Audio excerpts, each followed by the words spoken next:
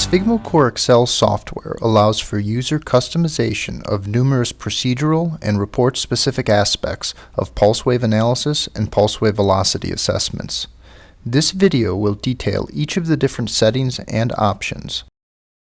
To navigate to the Settings window, click System in the upper left of the screen and choose Settings.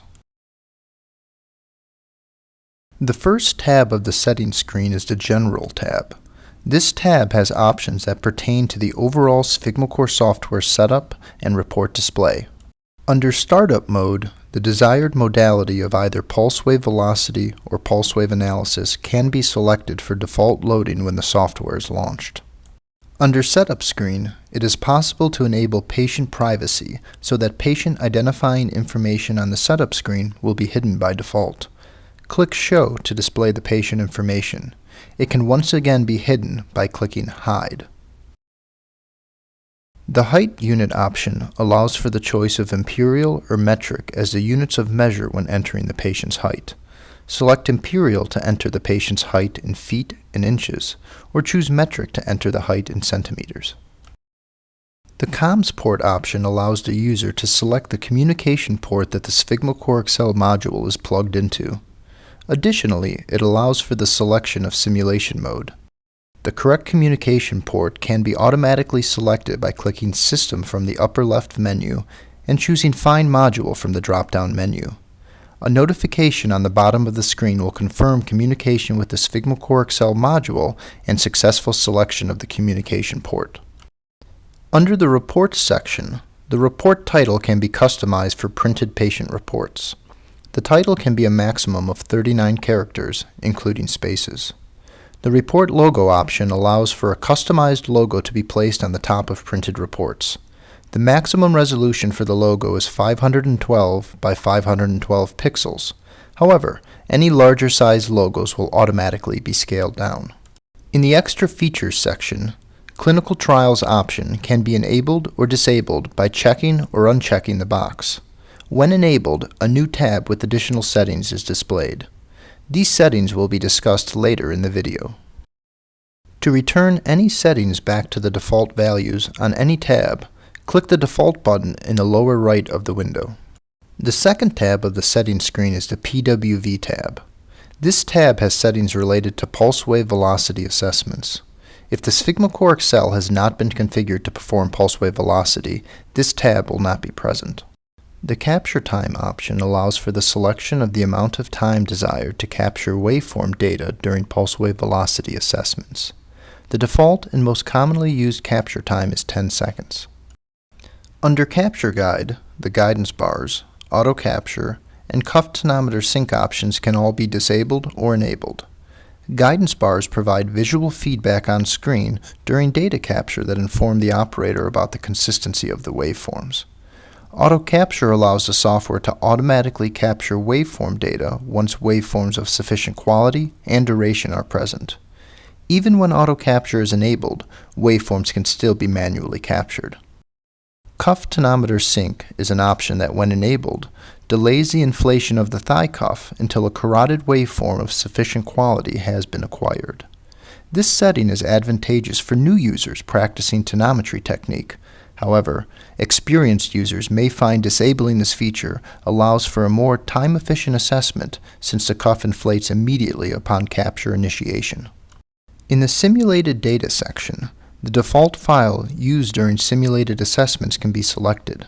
Additionally, when an error is encountered during pulse wave velocity assessments that prevents a report from being generated, a simulated file is automatically created and placed in the simulation directory. This file can then be selected from the drop-down menu and used as a source of troubleshooting. Under PWV Distance method, there are two options for distance input. The subtraction method requires measurements from the carotid artery to the suprasternal notch, from the suprasternal notch to the thigh cuff, and finally from the femoral artery to the thigh cuff. The direct method only requires a measurement from the carotid artery directly to the thigh cuff, and from the femoral artery to the thigh cuff.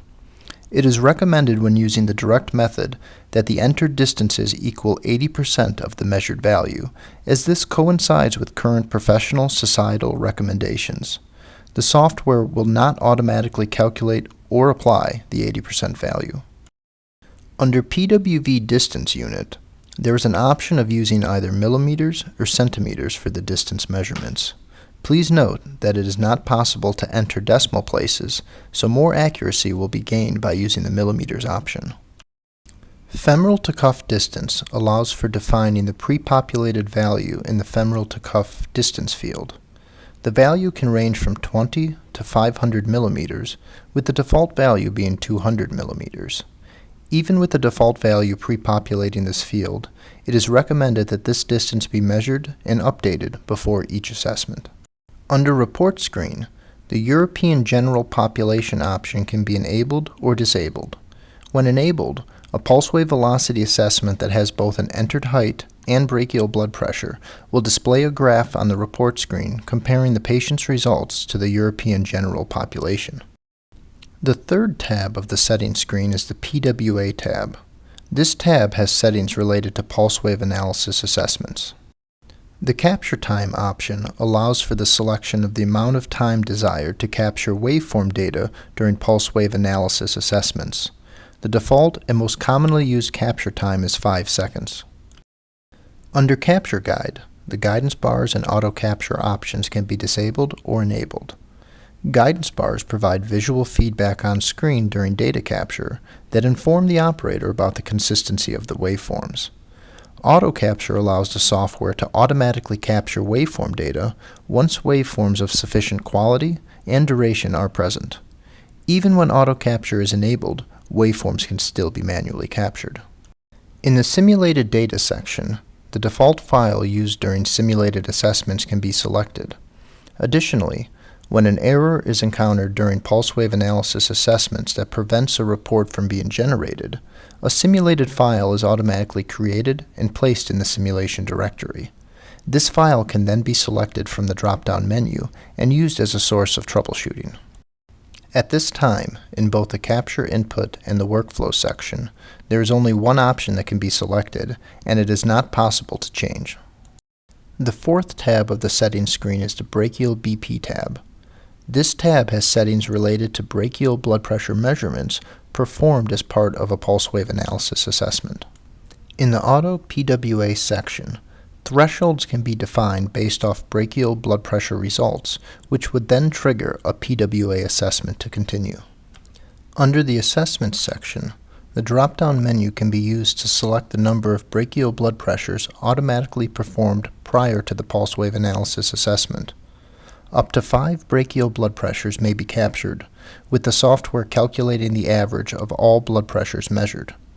If selecting 2 or more, the option to ignore the first brachial blood pressure from the calculation of the average becomes available. The initial rest field can be set to implement a delay before brachial cuff inflation. Once the Start button has been pressed, the software will wait the predefined time before inflating the cuff for the first brachial blood pressure measurement. This field can be set to a maximum of 999 seconds. The subsequent rest field is the amount of time in between multiple brachial blood pressure measurements. This field can be set to a maximum of 140 seconds. If the Clinical Trials option is enabled in the General Settings tab, a new tab will appear at the top of the Settings window. Please note that while the Clinical Trials option is enabled, Simulation mode will automatically be disabled. Another feature of Clinical Trials option is the addition of both an operator and a visit field on the setup screen for both pulse wave analysis and pulse wave velocity. The operator field allows for free text entry of an operator name or initials, and the visit field allows for additional time point tracking through a visit identifier. The visit field content is able to be customized under the Clinical Trials option tab. In the visit description window, click the top row to enable typing of a new visit name. Once named, click Enter and the visit name will be added in the visit description window. Multiple visit names can be entered. Also, any visit name can be edited by selecting that visit and double-clicking on it. Visits may also be deleted by selecting the visit and pressing Delete. Once the visit list is completed and saved, these custom visit names will appear in the drop-down menu on the setup screen. The Clinical Trial option also allows the ability to password protect the entire settings window. To enable, type a password in both the password and confirmation fields and click Protect. No settings can be changed on any tab until the password is re-entered and Unprotect is clicked. For additional information, please visit the AtCor Medical webpage or contact your AtCor Medical representative for further help.